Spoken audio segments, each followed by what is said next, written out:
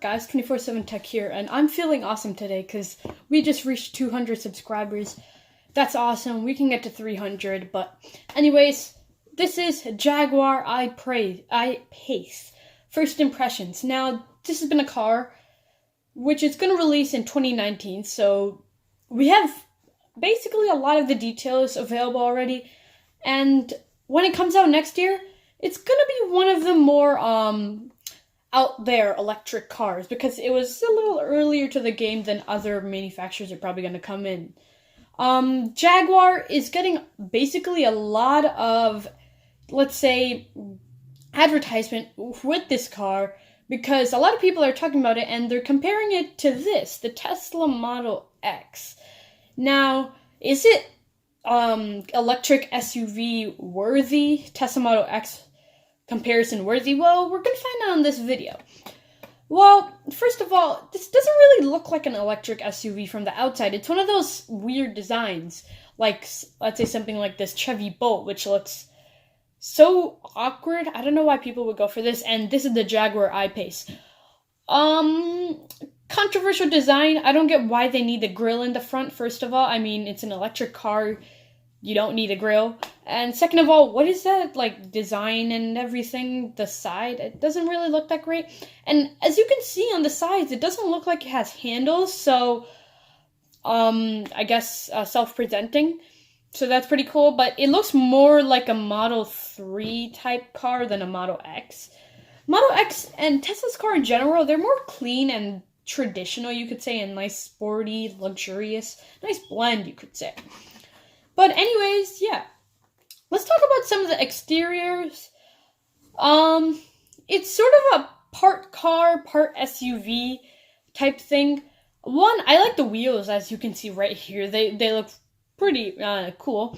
And in this orange paint, it's actually not that bad to look at, but I just don't dig it in general. I mean, it doesn't look like a nice car from the outside. Like, I would pick something even like the 2018 Toyota Camry, for God's sake, over this, which is pretty sad since we're going to get to the price later, and the amount of money you're paying for this, you're not going to be happy with the exterior. This comes in 4 trims. A limited production first edition configuration, which you can order today, and standard trims. It starts off with the S, and then SE, and then HSE, which is basically the highest end. The interior is not that bad, actually. Here's a picture, and they classify this as a mid-size SUV, which is pretty big. But from the outside, it doesn't look as big.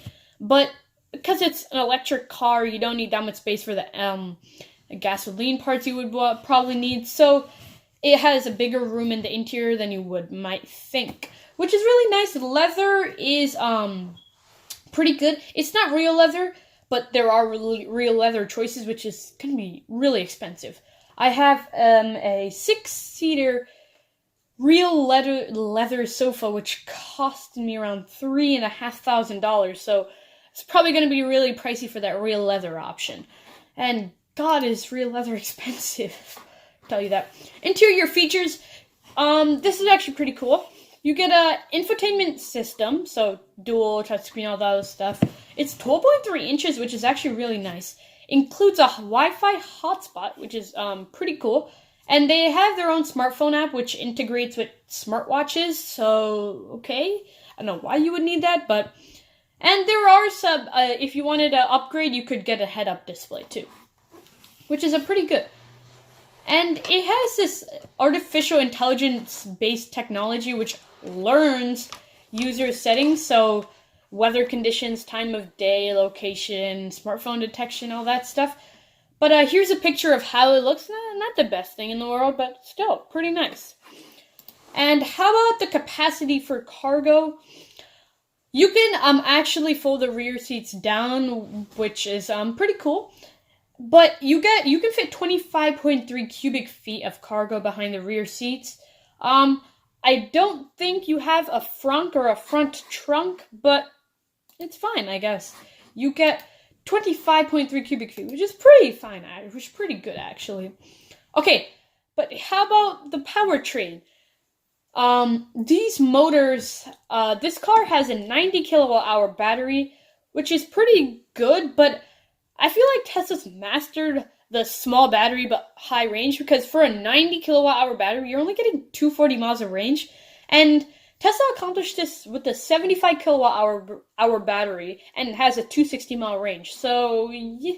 And it accelerates to 60 miles per hour in 4.5 seconds, which is really nice. It's not the fastest in the world, but considering it's faster than the Model 3 and a little slower than the Model S, I'm good with it. And charging, if you use a 100 kilowatt hour DC fast charger, which is really rare to find in the world, it can get an 80% charge in just 40 minutes.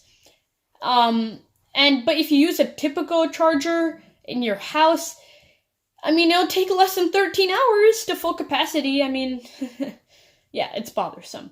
So, slow charging at home, but if you somehow find a 100 kilowatt hour DC fast charger, it can get pretty good. So it's overall, my first impressions are it's not that bad. Safety features are also pretty good.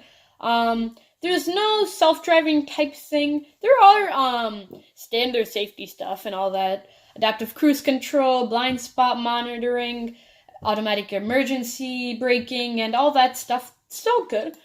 But considering the competition is fierce just by Tesla itself, this car I don't think has much room to shine because of its price. I mean, it's not as expensive as the Model X, but it starts at around $69,500, or I'm just going to round it up and say $70K.